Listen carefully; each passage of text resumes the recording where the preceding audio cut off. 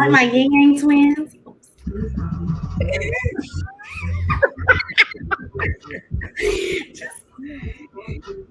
It's killing it. Like I said, welcome to my life. Welcome to my life.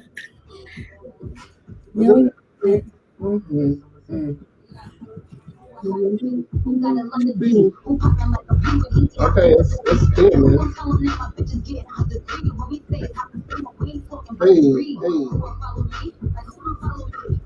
Oh, we live. We live on Facebook. We live, baby. Hey.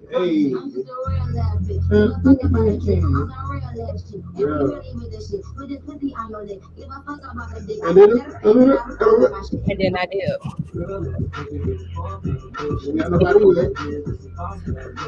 You good, Kelsey? Sleep. What up, Kels?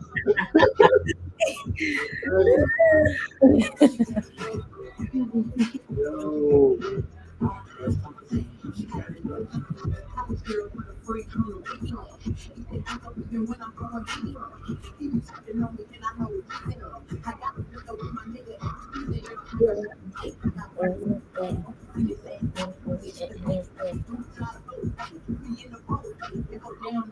Y'all share with your people. You should see it live on your own Facebook. Share it to your pages.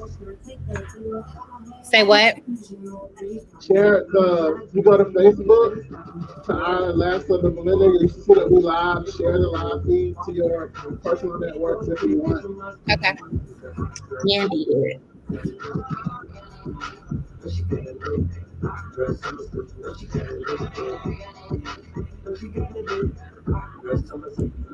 Take a look to the left. I saw it. What happened? The baby dead to her there.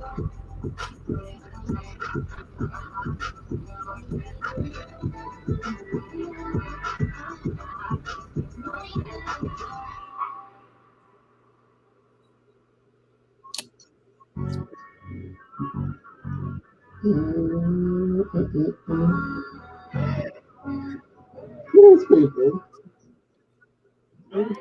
Maggie's late. Huh? Maggie's late. Who's late? We got 9 people. All right. If you're in the chat, Wow. Let us know who you are, where you from. But let me see if you can wow. Y'all know Saucy Santana. Y'all live for him. You don't want to walk, Kelsey. I know you feel it. I don't want to walk. I don't. You want a big stepper. Listen, Kelsey's out here in the lemon pepper steppers the way this pandemic got my feet set up. The way she been wearing Uggs for the last 9 months. She not walking. So I got a little I share this. Megan. Welcome. Well, good to see you. Welcome. All right. Megan, your profile, you got little on us. I love to see it, baby.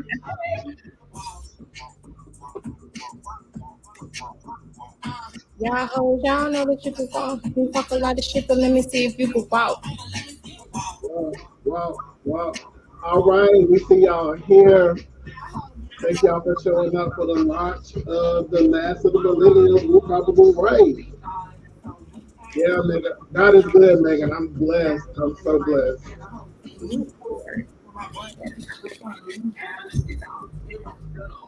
You think my mama like I can't be playing these kind of songs.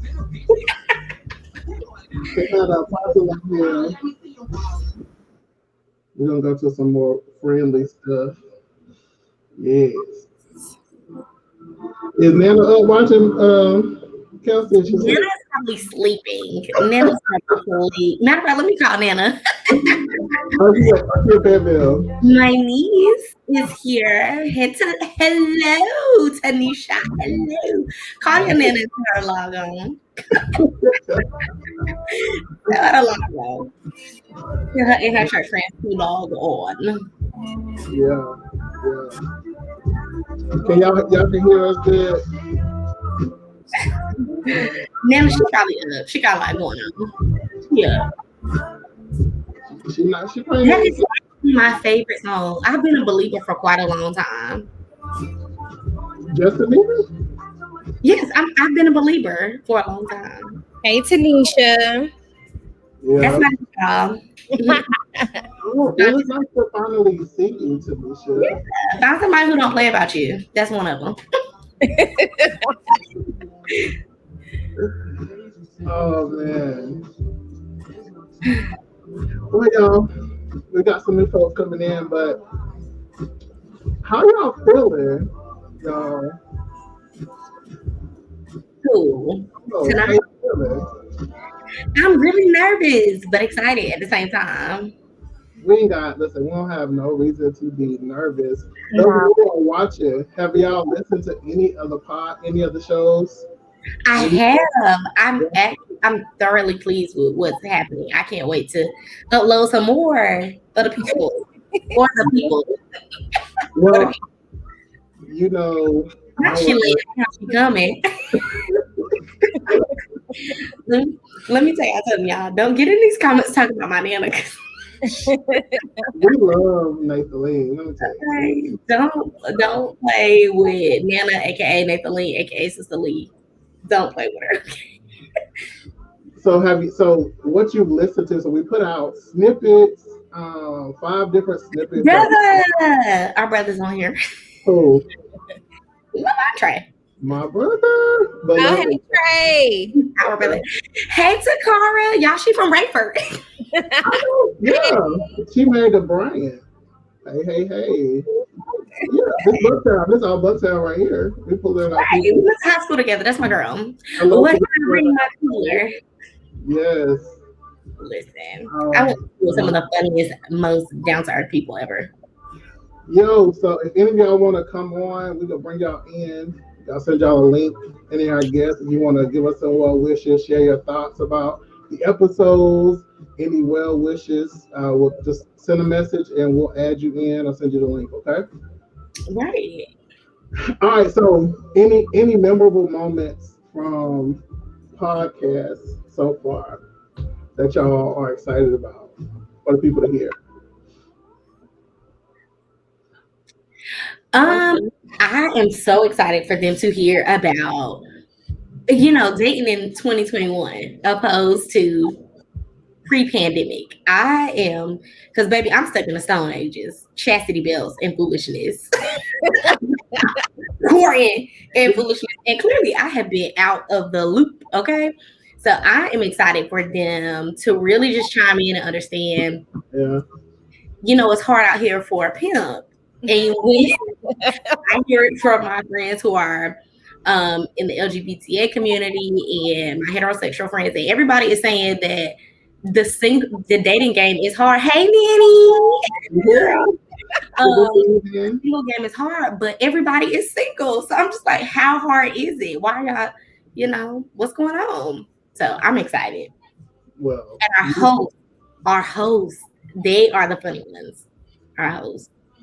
wait a minute, our host or our host? Our hosts. It took me a second too. No, we don't have no hoes this episode. You talking Maybe about us, the lovely host. the Yeah. host, The host. Yeah. yeah, the host. Our guests are pretty interesting too. Their Yeah. perspectives are really, really good. Yeah, Yeah. that's the thing I'm most excited about is them sharing their experiences and perspective. I think the one I'm most excited about is when we talk about how foundationally we were created to date and where we got that from. So yeah, I'm excited about that and the host. So I gotta say it like Trina Braxton and my host. yeah,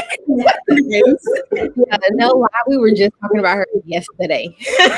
I guess because I'm country, is flirting together. So our host and our guest. Lord, y'all give me 1 second. So Kendra, let's talk about your unyielding love for the Urban Dictionary and how it shapes how you see the world. Let me tell you, it is the one that I live by. Okay, pledge of allegiance to it because listen, I think people in general, like we all communicate differently, and the Urban Dictionary speaks the way Black people speak. And so, it includes terms that only we use.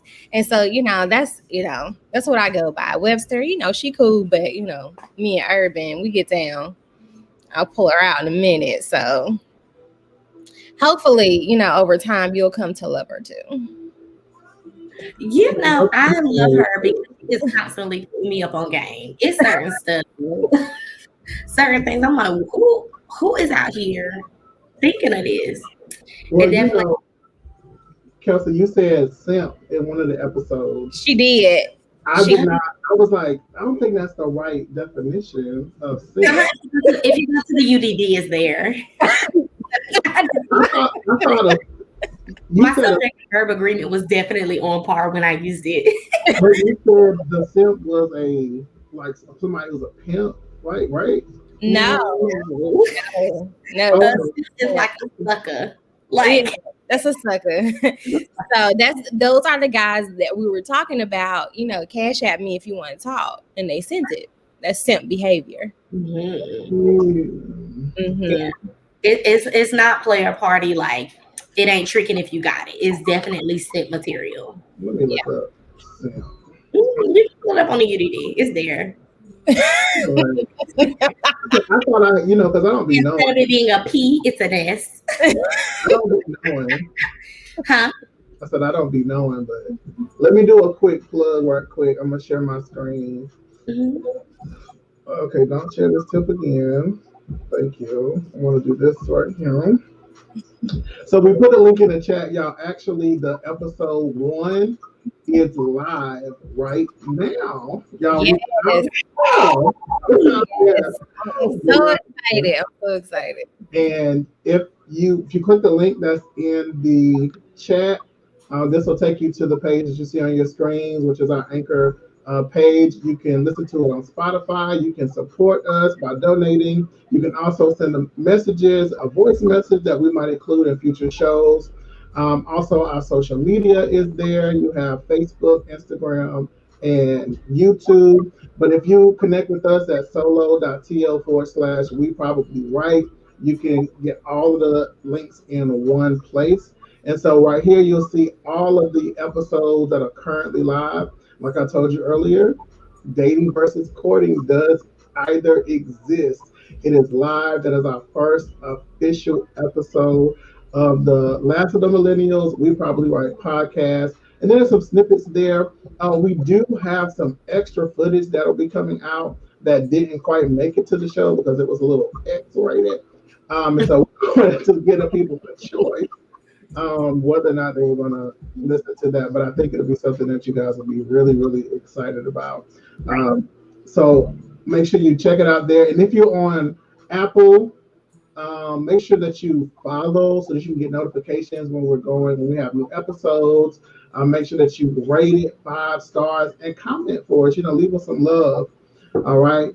Oh, let's bring on. We got some guests here. Today. It was really good. They jotted down some notes. Oliver, do you want to come on? And come on in, Oliver. We're not gonna say your name that we called you in the office when you have broke your foot. You can. Oliver Johnson can definitely come on. If you want to come on, let us know. I'll send you the link. I love so her. Oliver, what's the one major nugget that you took? I'm about to send you the link, Oliver. Oliver might not be camera ready. It is 12 o'clock. It is almost 12 o'clock. Okay. Oliver.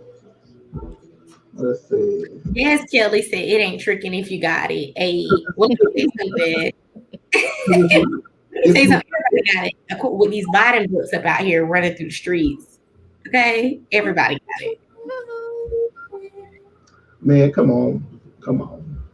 Well, tell us what you thought. We appreciate you listening. It's super appreciated. My thing, y'all. So I'm finding out the more that I'm doing this content thing, that I'm sharing more and more of my personal life than I ever have before, and I'm just like, ooh, I need to, But what I recognize is that all of the stories, I ain't gonna tell all of my stories until I get famous. It's when I have to really, you can really make me some money. I'm gonna tell you just enough to learn from my experiences, but it's really freeing to really talk about some things that you really haven't talked about. Maybe only a few people know, and that people can really be blessed from us sharing our experience. I think it's super super dope that we're able to do this. Um, I think there was a point in this first episode, y'all, where who was it? It was like we were talking about. It didn't make it into the show, but it was really about this thing about how do your faith impact your dating, and what are the things that we learn that are that are put into us as children that kind of show up later on in life, and how it affects how we engage with people. And that's one of the really really good conversations that I think people can relate to, because if stuff starts showing up, you didn't know that you couldn't do this, you didn't know how to have sex, because as Christians you're supposed to abstain. Most of them won't, because there's a lot of children in the church and not a lot of marriages. I'm ready to know. I definitely think that was a good line of conversation. Like, just growing up in the church, and just, they use Christianity as a fear tactic. And then it's like, once you become of a certain age, it's like you're automatically supposed to forget everything and be out here, Jesus in the streets, Satan in the sheets. And ain't nobody taught me how to be Satan in the sheets. So it was very, very, different, trying to unlearn a lot of the things. Just learning, just going through, back through the things that you're learning, unlearning a lot of those things. Because I understand now that by way of which they were teaching me things were to keep me safe. It wasn't meant to shelter me and enclose me in, but ultimately to keep me safe. I just wish that they knew how to bring it, full circle. And not just, if you have sex, you're going to get pregnant, opposed to don't have sex right now, because if you have sex right now with someone you don't see full time, you could possibly get pregnant, when really sex should be safe for, when you get married and you want to have children. It was always like, don't have sex and you're going to get pregnant, as if that was the worst thing. But I'm against that waiting to marriage stuff, because you got to give that stuff a try. I ain't gonna say those of you believe that way if that's what y'all want to do, but I'm not about to get into something and be stuck with somebody who can't please me. Mm-hmm. I second that. Because I think the biggest reasons why people break up is money and then sex. Yes. Because if you're not gonna please me, then do I get permission to go with somebody else? But I think that's just like it's a double-edged sword, because if you're really living the way the church is trying to teach you to live, you would have no experience to go by to say you're not being satisfied. But that ain't my story. That ain't my ministry. Listen, when I was getting pleased all the time, but we're not even gonna go down that road. Okay? We just go right here. We just go. Okay? Yo, because I was watching the T.S. Madison Experience, and her mother, Miss Mary. Oh yeah. Was like, she's like, she had never had an orgasm until she had with this other guy, and she was like, she had been touched like she ain't never been touched, and she didn't know what it was, and like she just wanted to cry out to God, like she was balled up in a infant. What is it called? What is it when you scrunch? Position. Fetal position, crying like, oh God. Oh God. That's when the Holy Ghost hit you. Yeah. That's what you do. Yeah, Nobody said you need a sample of your forever. that's right. What's that called? Imagine Infancy? Listen, I have some a samples test of drive. again. Okay. A test drive and let you drive a car before you buy it. Listen, that sample of never again was like, oof, body Mhm. count. All right, so Oliver said, I thoroughly enjoyed the portion where you all shifted the definition of courting and made it more applicable to the 21st century virtual dating scene as a guy and a single parent on the dating court. I really took a lot from your three perspectives. Appreciate that. Oh, Appreciate it. excellent. Is it applicable? Yeah, that's what I said in my mind. You ready? Yeah, I said applicable. Applicable. Applicable. I mean, If Kendra said it the other way, then I know I'm right. who? If Kendra said it the other way, then I know that I'm right. It's applicable. Applicable. Man, Kendra said it the same way. Because Kendra said stuff like, Oh, wait a minute. So let me tell you what Pharrell's attempting to do. He's attempting to take that light off of him and put it on me. What the people heard you today, okay? it's the English language and both work. Because LIC don't make a It's like a what? that those three letters that it make, they tell us that.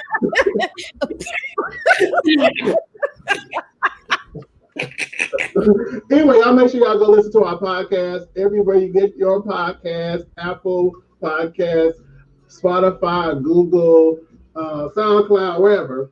We Run don't. it.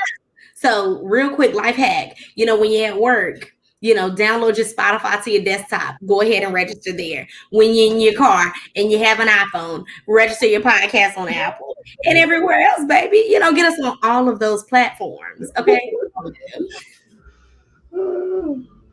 So I guess real quick, guys, let's talk about why we created Last of the Millennials. We probably right, Kelsey. Let's go. Ooh. I definitely think that this is going to be a safe yet unsafe space to unpack a lot of, urban myths and truths. Yes, why buy the cow when you get the milk free? Now, like, get off of here. Oh my girl. Yeah. We're gonna come back to that, man. We'll come back. We're gonna table that for the Christian. Okay.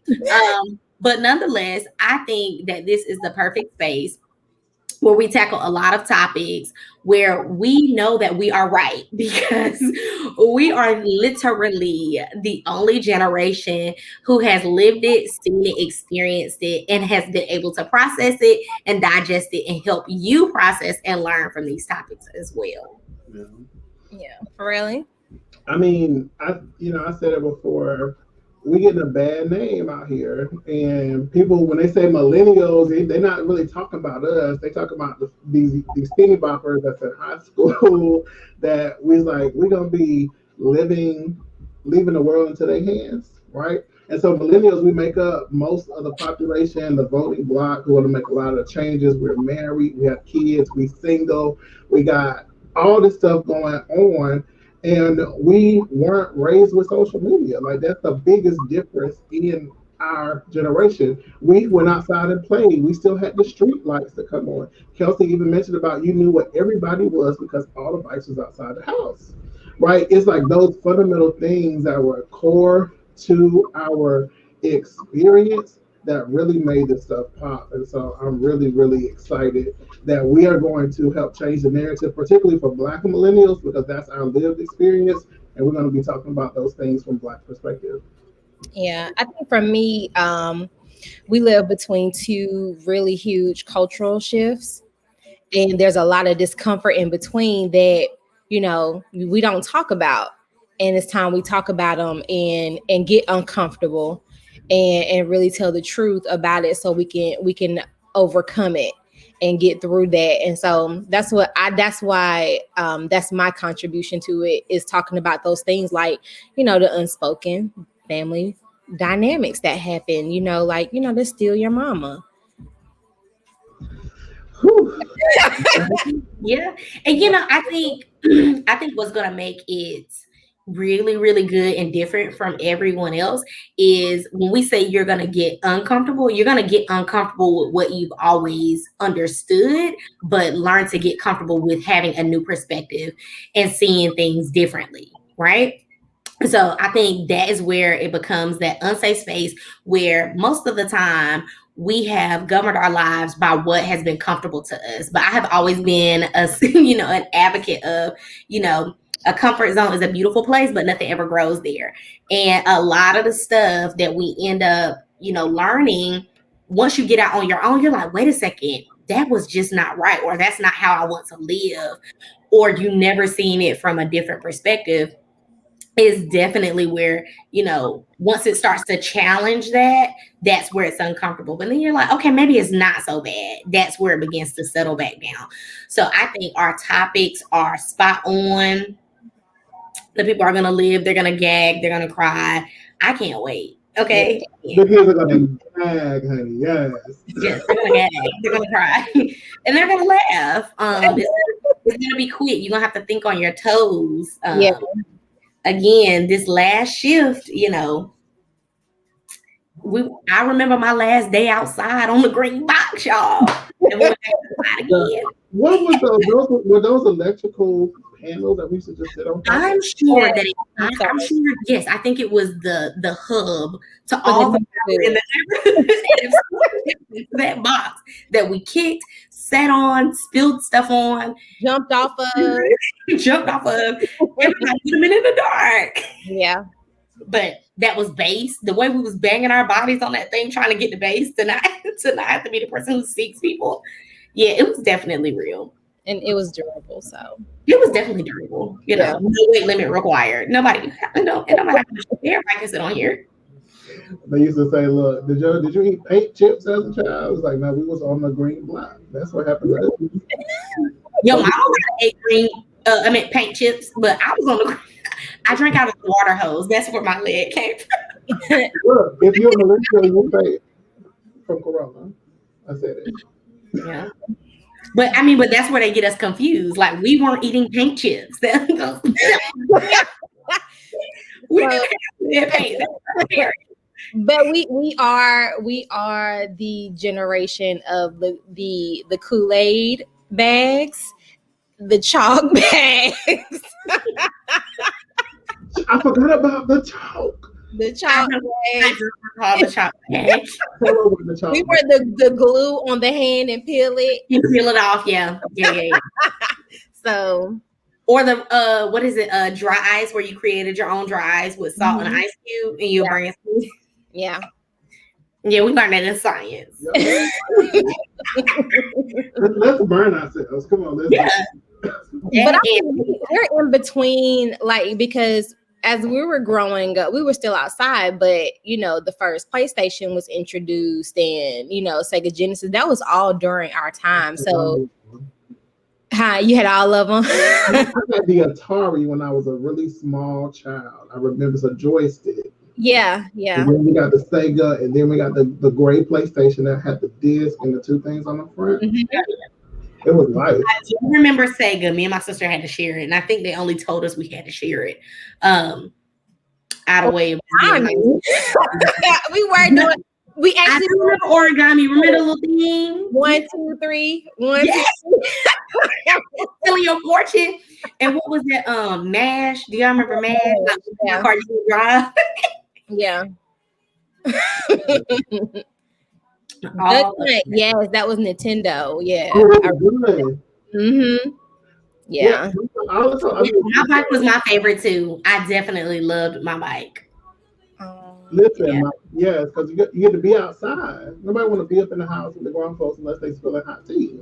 Yeah, and then if you were you could have easily been locked out of the house and don't come back to this door. Some cups of water is put out there, or you just gonna get it out the hose, and that's it. Don't come back up here. Yeah, I mean, it was definitely a lot of threats, like running in and out. You letting my air out, and it's like, I don't think that works. You're letting me. Keychains. Was that the Tamagotchi or the Tamagotchi? Yeah. I remember my begging my mama to go to KFC because if you bought something from KFC, you could get the pet keychain. How long did yours live? They always died. Yeah. Yes, Nunu is in the building. And he said we had the best of both worlds. No technology to technology. We understand both. Yes, and we were also the last generation who really knew how to fight. Yeah. Because why? Because Well, I don't know because they had World Star. We didn't have World Star. We used to have to. Remember, they used to make those compilation. Man, I'm not no Pac-Man. Yeah. Yeah, I think we definitely had the best of both worlds. We literally watched Al Gore's internet take off, come into fruition and take off. We did. It's the Beyonce's internet now. It has shifted. Yeah. It has definitely shifted, but I just want to give kudos to Al Gore. Okay. But yeah, we had the best of both worlds. It was, we weren't afraid to do things. And I think we got away with a lot of stuff because we didn't have technology. Oh my God. Because if we had technology, there would have been, a Derrick Jackson a long time ago, a Franklin a long time ago. But you know what? We had it in the form of honesty box. But what killed a lot of when they would talk about it, they didn't want to write the whole story out, know. I mean, I never got those things because I was real safe. Yes, dial tones, rotary phones. Do y'all remember when y'all used to set people up and you would call somebody on three-way like mute your phone? I'm gonna call them on three-way. because this is what she said, and then the person get hot-headed and come off of mute like you just blew the whole situation. You weren't supposed to know. But what about you? Thought you was the hot stuff when you got your own phone line in your room? Baby, I never got to be that hot. So listen, I got to be that hot by default. Okay, because we had dial up, baby, and one thing Nana was not about to have was me interrupting her talk because I was on the internet. So I ended up getting another line, which we had for the internet and my personal phone. On my phone. But child, I had the raggediest analog phone. Is that that one where you turn around? No, an analog phone has a cord. It's not cordless. Oh wow. The rotary phone is that is a rotary phone. But you know, one phone in the house and you had a long drop cord. If you need privacy, you just went into the bathroom or to a closet. But if there was another phone in the house, somebody could pick it up and listen to your whole conversation. And don't be on there saying nothing crazy. Listen, or when your parents, they'll listen for a second and they be like, get off the phone. Let me tell you, I was on the phone with somebody one time and the lines was tied up and their mom called in and broke the line. It was like, y'all got my phone line tied up. And I was like, how did she get in here? How did she get in here? Baby, it was just so much. Those were the joys. Those were the joys. And do y'all remember Saturday night skate nights? Oh, yeah. Oh, baby. That's where we went from Polk County. And we went to Utah Skating Ring, okay? Oh, way down there. 71st, yeah. It was a club class. We would just get, and it was crazy. Like, who in 2021 who is dropping all their kids off for hours with no supervision? Oh my God, with no supervision. But I am so amazed at how skating has made a comeback. Like this pandemic for us, for our age group, for adults, yeah. Like the pandemic is bringing back all the good stuff, bike riding. Well, skating has been around for a minute. It's called an operator Nana. Well, you had to get my number and you in the adult world, because I know Great Skates of America in Raleigh, like they've been having adult night since 2010, and it's really popular. So, but I like it. Yeah. I don't know. It's too advanced. The way I learned to skate was holding on to the rail and I kick one leg. So to this day, I can only skate with one leg. I don't hold on to the rail no more. But this two leg action, your boy can't even. And I'm too old to be breaking my knees now. Yeah, For real. I will show you, I skate with one leg. Once I get good, I'll be like, kick, push. That's it. I'll be doing. Not kick, Can you but alternate legs? I Can am you- No, I am can't. mourning for you. What? That's the way I learned, and no one ever corrected it. So that's all I can do. And now if I fall, I'm gonna break something. So it's good. I'm good. Yeah, your body it does get a little shaken up when you fall.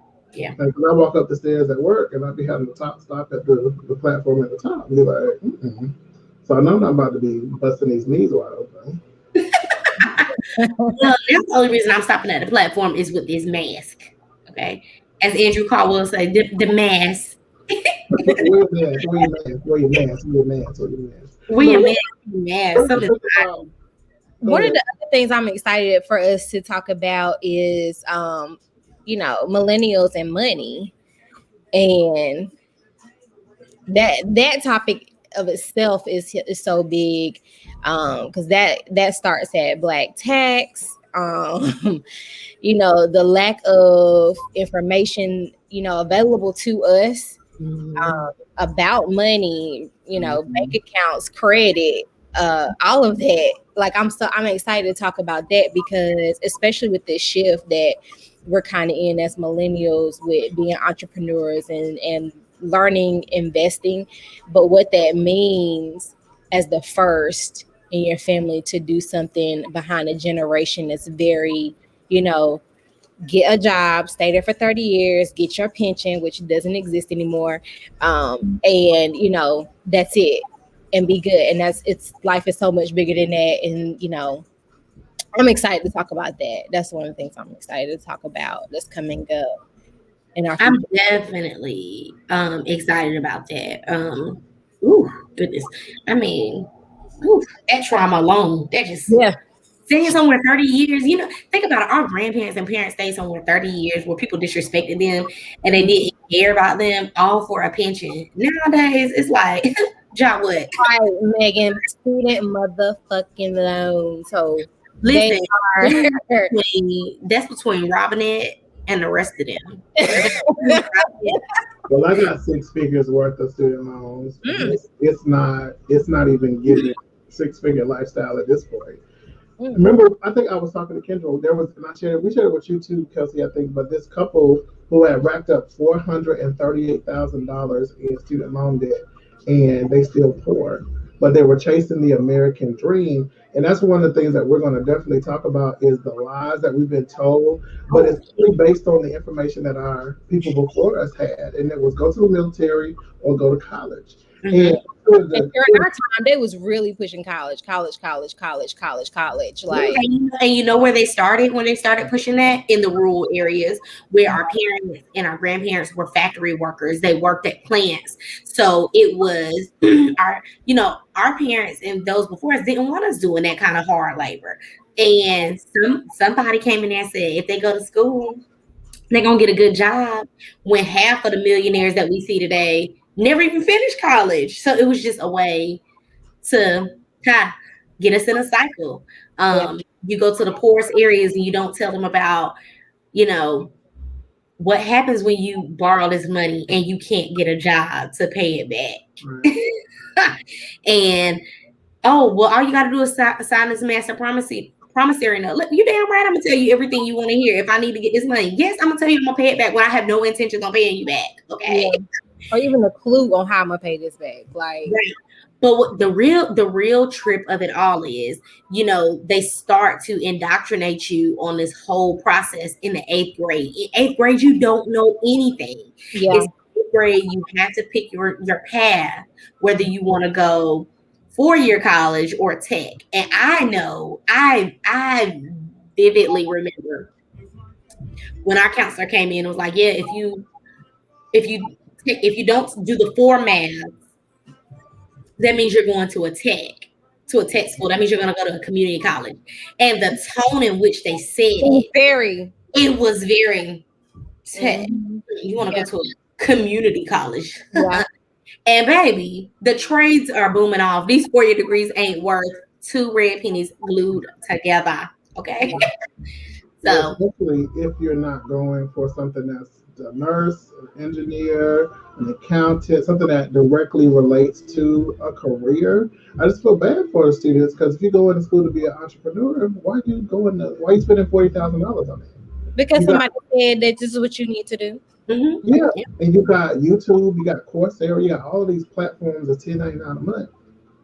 LinkedIn, like all this stuff that you can do to get this certificate and have actual experience. Yeah. And that's one of the things that when Trump did that and he made federal jobs available to people without degrees, I work in higher education. I was like, y'all, are we paying attention to this? Like, Listen. this is undercutting education and maybe my security of a good job. Absolutely. Like, Absolutely. When the pandemic hit, I definitely was like, yo, again, working a higher ed. I said, there's no way if I had a graduating senior, I would send them to a 4-year school right now. Like, it's no way. And me saying this as an employee and working in higher ed, I was just like, hey, there's no reason for you to send your child to school. One, in the middle of a pandemic. Two, they're not going to get the experience. And basically, just go ahead and get your GECs at a community college. You'll save a lot more money. Yeah. A lot more money. Yeah, and you could become a business owner, an entrepreneur, which is what I think. I think that's the whole game, right? Teach us how to be employees. It's like that. So that whole slave plantation mentality. We're gonna put you in a system that continuously makes you dependent on somebody else for your well-being. Yeah. It's like the guy that says that working is for poor people. Yeah. And that is in no way intended to disrespect anybody's career. But when you think about it, to your point, for really, working is never going to bring you wealth. It's never going to bring you freedom. You're just in a cycle that's going to go, work, pay the bills, go back to work, pay some more bills, go back to work. Like that's the cycle. And then you're followed by this mountain of debt behind you. How are you going to prosper? You don't have time to think about, okay, I have an extra $2,000. First of all, you're not even gonna have an extra $2,000. Let me throw this in the market. No, I got to go get some overtime. Let me go get a part-time, and you're still in that cycle. And then we lack the resources to even know about, buy a house, not for the purpose of just getting a house, but make that house work for you, make that land work for you. Like nobody's talking about that. Yeah. So, but Kendra, to your point, where we were never taught how to make our dollars work for us, and I often wonder, is it that we never learned because they didn't want to teach us how to fear that we would, be equal, or because we just never had the extra dollar to make work for us? Like we're always we were always disenfranchised. We were always living paycheck to paycheck. So to think that I can't save $20 from my check because me simply putting $20 to the side for a rainy day could probably bankrupt the whole system, right? Like we're gonna go without something to eat that week. So even if it was taught to us because of just the marginalized group that we were, the pay differences, all of that. Is that something Black people would have even paid attention to? Which brings me to my point where you say, learning to invest in land. Think about how many families have been left, land, but they get in petty ass arguments, and somebody forget to pay the taxes, and some white man on a horse comes in and buys that house and all that land for little or nothing. Yeah. It turns, sells it to some developer, and now your great grandma's land is now worth millions of dollars because they put some apartments on it, but y'all don't pay $600 a year for taxes. Y'all couldn't come together to pay the taxes on that. But guess what? We had no concept, right? It's like I heard you say, people can't give you what they don't have inside of them. I can only give you what you don't know. Poured into me, and that's the biggest come up for millennials is that because of the internet and our ability to speak to people globally and have access to resources that we didn't when we were younger because we were still they were selling the encyclopedias door to door still, right? Listen, That's how we wrote research papers. Like we can find book D on dinosaurs.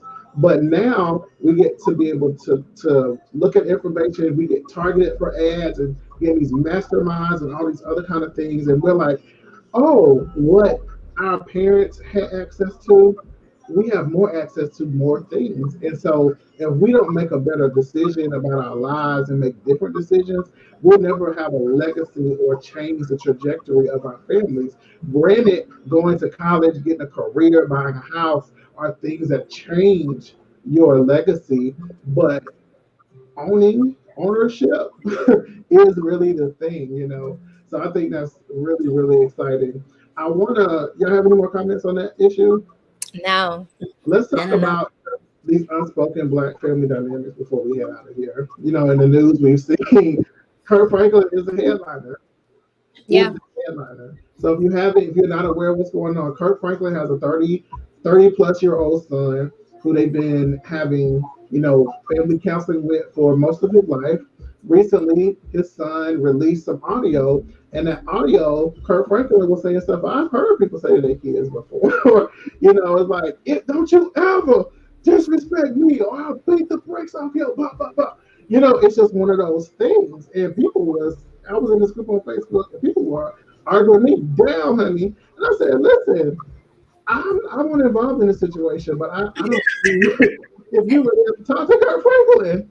But people are so concerned about stuff that's not their business because they have been victims or been abused or been in situations very similarly where they felt some kind of way. So when they see it, they automatically put themselves in that role.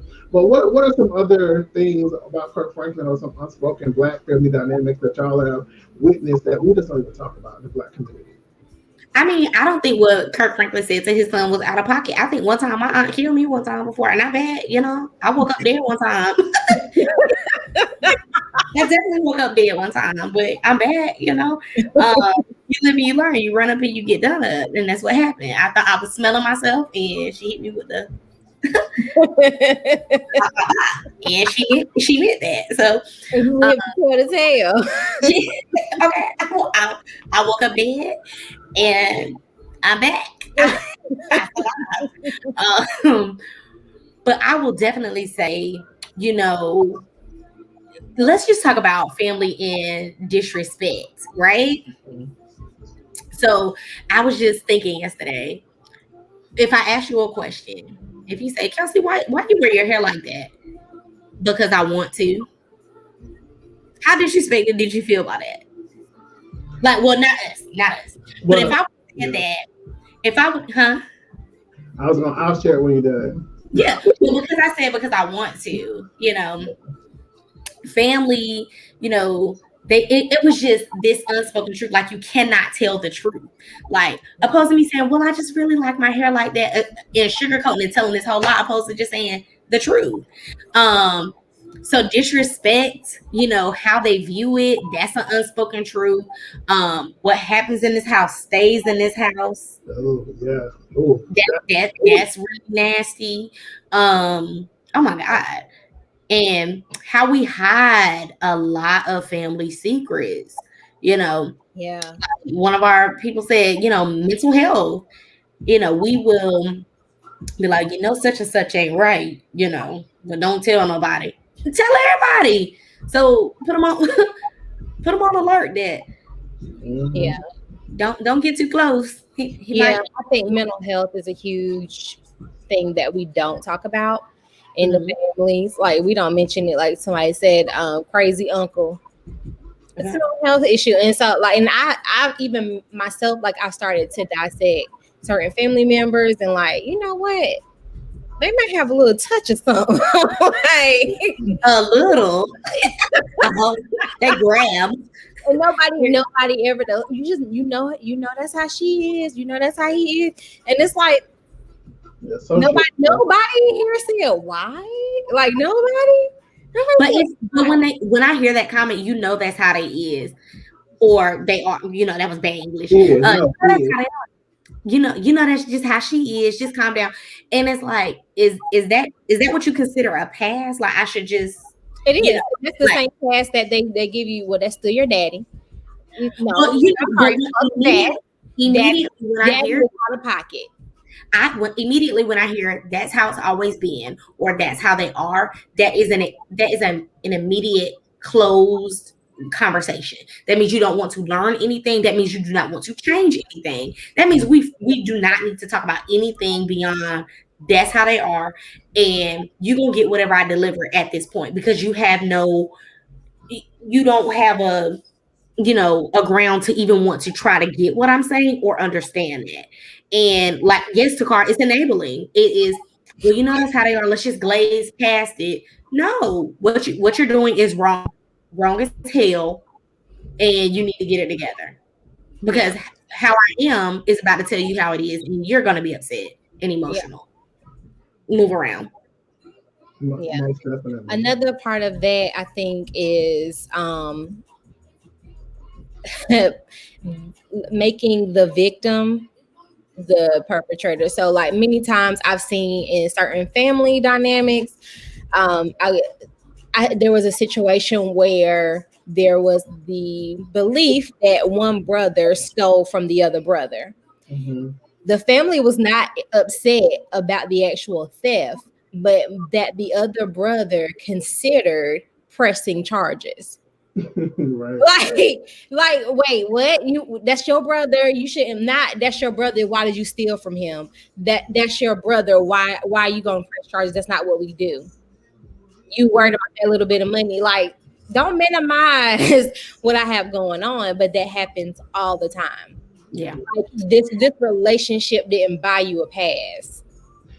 Ooh, listen, and it's really deep. I was just talking to someone last night about that. It's like if somebody is that's your blood, could be your mama, your aunt, your uncle, grandma, sister, cousin.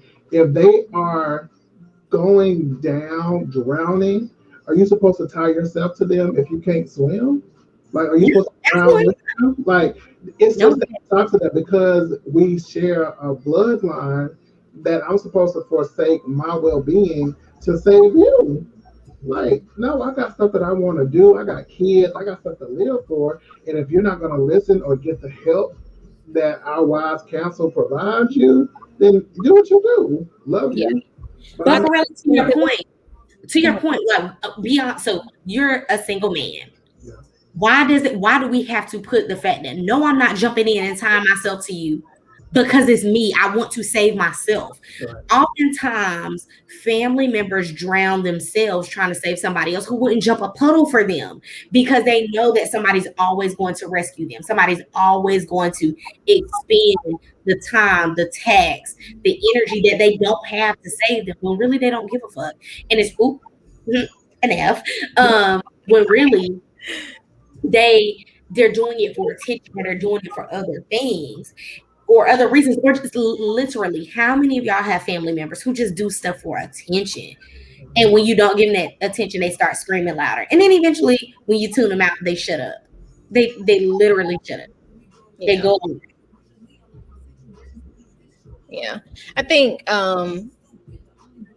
it, it's always interesting to see when you choose yourself, you're so wrong. And in the family eyes, you're wrong.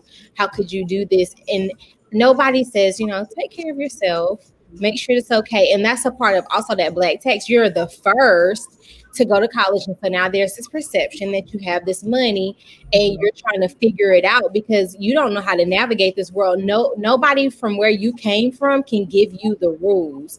They can't give you the playbook on what the success is really means.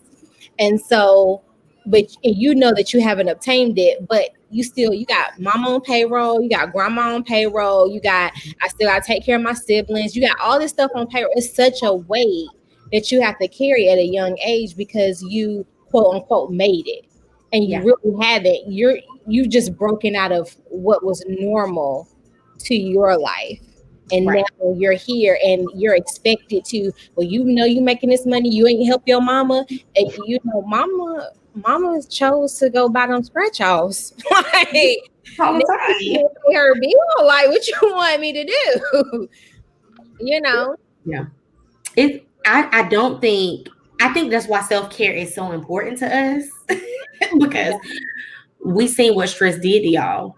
We seen that stress took y'all to an early grave early because y'all are out here saving your children who don't care. You got that uncle who gonna pawn everything, and instead of who'll come in your house, take your stuff, and instead of telling that uncle you can't come in here, you starting to adjust your lifestyle just to keep that person. Like, you locking your doors, you locking this down, and you no, watch yourself. No, he need to stay outside. Yeah, I see people in my own family. I had an aunt who had suicidal thoughts behind a child that just didn't. The child just didn't. And because there's this pressure, well, you're not supposed to walk away. You're not supposed to give up. Well, shit, the lady was about to kill herself behind all this pressure. Like, almost lost her house, almost lost everything. And she still had other children. And there's this, well, that's your family, that's your child, that's your mama, that's your grandma. You still need to sit there and take it. No. But where are those cousins at when it's just, well, that's your such and such. Where are you in to step in and help? Everybody talking about it. Calling Cheryl and Barbie at the church. Yeah. Well, such and such. And just Cheryl. Cheryl is I know a Cheryl, but not with Cheryl. It's not you, Miss Cheryl. It's not you, Miss Cheryl. But you will call and tell everybody else. And the person who's drowning and having to deal with that is just out of pocket. Yeah, that's amazing. So I'm excited, to go down this journey with Kelsey and Kendra Rochelle, with the Last Millennials. We'll probably write podcasts because I think we're really going to be blazing some trails and bringing you some new, maybe not some, it's going to be new content, but it's going to be a fresh perspective. And like we say, is that you probably thought it, but we're going to say it. And we're going to say it unashamedly because it's time for us to start having these conversations in the community so that, right, because what we're doing, we're documenting, this is historical. Somebody will be able to find this and be free from something that somebody in their family is saying, this is okay. No, it's not okay. And a lot of things we didn't learn until we left the comfort of our homes that, this should have never happened, but it was normal. Emotional as hell. It was a lot going on. And I remember coming back from college just on a break, and everybody's like, "Oh, you done changed?" And it's like, okay, well, maybe I did, and I'm okay with that. You think I worked this hard to stay the same? Sorry. Yeah. I mean, I didn't even go far, but it was just like, it's some stuff. I'm like, yeah, I'm gonna say what I need to say, and I'm gonna peace out. Because it's that thing of like, some people really just can't go with you where you're going because they don't even have the capacity to go with you. I can love you, and I might come back and visit you because I've outgrown you. But where you are, you're fine with it. That's okay too. But the people that can push me to where I need to go, they're not at this level where you are. And I love you, but I can't stay here with you. And that's very, very difficult because when you choose you and when you have an anointing, you have a gift and things that you're supposed to do in the world, some folks are going to be propellers to push you up. But like the NASA jets, they fall off at a certain altitude because they got you to the place you're supposed to get to. Come on now. And our comments have definitely been booming over here. We did not miss you. Some people said that's why they call us disrespectful because we don't accept mess. That's for real. Toxic cycles. Oh, I can't wait to talk about that. That's definitely our and listen, sexual abuse. It's a lot. It is a lot, So just tune in, people. Tune in. We have some real stuff to say, Megan is proud of Forelli. Thank you, Megan. Yeah, she's so proud of you for really. Congratulations to you all. And I would definitely subscribe. It's past my bedtime. Can't wait to purchase we probably write mask and t-shirt at Claim It. Yeah. I met Megan at A&T. She was the vice president of external affairs. And we ended up she let me stay in her apartment over the summer because I wasn't going back to Rayford. And she just been a light, a very amazing, kind-hearted person. So thanks, Megan, and you have a good night, baby. Love you. Thank you for tuning in, Megan. You're amazing. And listen, guys, if you have any ideas for topics that you would like to see us discuss, you can always send us a DM individually or to the We Probably Write inbox. And you can also email us at weprobablywrite@gmail.com. Mm-hmm. Follow us on Instagram and Facebook as well. Yes. And We Probably Write on all platforms. Yep. So I'm going to put this up here so you can see the email there. And then social media. And don't forget, for the people who may have been asleep, because normally I am definitely asleep at this time, repost their friends and family can look in tomorrow and kind of, see what we're about, so they can tune into our podcast. Yeah, and we're so excited. Please don't forget to like, comment, share, and subscribe. We're also on YouTube, so please follow us or subscribe to us there as well. Thank you. That's Nana. Nathan Lee. In my mind, I was trying to say Nathan Lee, but I was like, no, it's something else. It's Nana. No. It's literally pronounced how it's spelled. She might even have to be a guest one day on the podcast. People will clutch all their pearls. We'll go viral that day. We'll definitely go viral. Yes. It will be her podcast. She ain't even a millennial. Well, awesome, y'all. Thank y'all for staying up. Not staying up, but getting out of bed. Yeah. Launch. The baby was tired and sleep. So, y'all, we're going to sign off. This has been the last of the Millennials podcast launch. And we probably right. We're going to get it together one day.